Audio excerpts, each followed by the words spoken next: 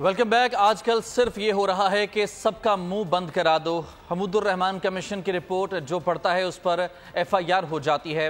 Report پڑھنے میں غلط کیا ہے، غداری کیا ہے؟ سابق صدر عارف الوی کا سوال۔ کراچی میں تقریب سے خطاب میں کہا کہ بانی پی ٹی آئی پر نوجوانوں کو گمراہ کرنے کا الزام ہے۔ چند لوگ نوجوانوں کے ٹھیکیدار بنے ہوئے ہیں۔ پاکستان توڑنے نہیں دیں گے، جو توڑنے آئے گا اس کے ہاتھ توڑ دیں گے۔